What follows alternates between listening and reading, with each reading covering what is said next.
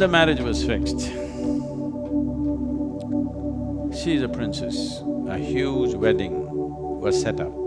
Everybody in that region, whoever is who and who is who of the region, everybody assembled.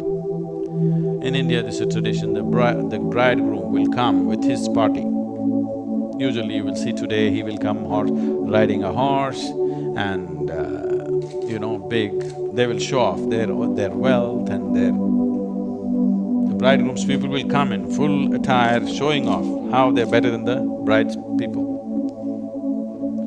But here, Shiva came, dreadlocked, matted hair, smeared from head to toe in ash, wearing the skin of an elephant which has just been slain, fresh skin, bleeding, dripping blood. And he came fully inebriated, completely stoned out, like that.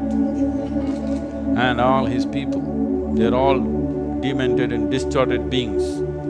They're not in human form and they're making some nobody can understand kind of noises among themselves, a language that nobody can understand. And Meera, Parvati's mother, looked at this groom and she again oomed. Oh no, and she fainted. Then Parvati went and begged Shiva, for my mother's sake, put on a little better, I don't mind the way you are.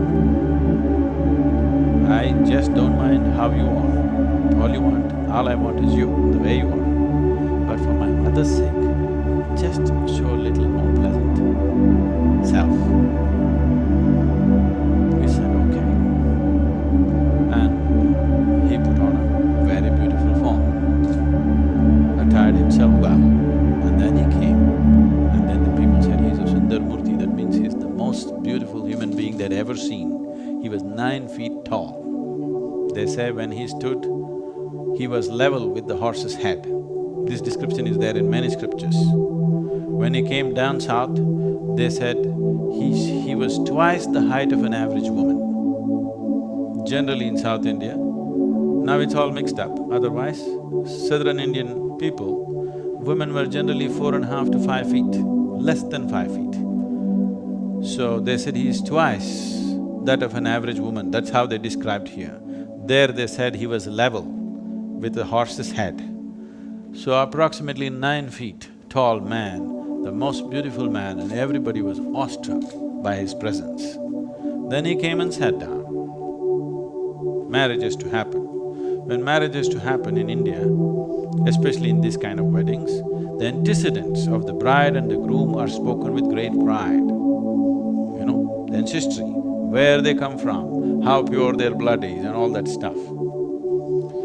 So for the bride, glorious things were said. Her father is the mountain king and many things were said about her. Now they asked, what about the groom? He simply sat quietly. He said nothing. And there were none of his relatives who could speak any language. All these other creatures who were with him, they made cacophonic noises. Then the groom, the bride's father, was disgraced by this, a man without antecedents. How will he marry my daughter?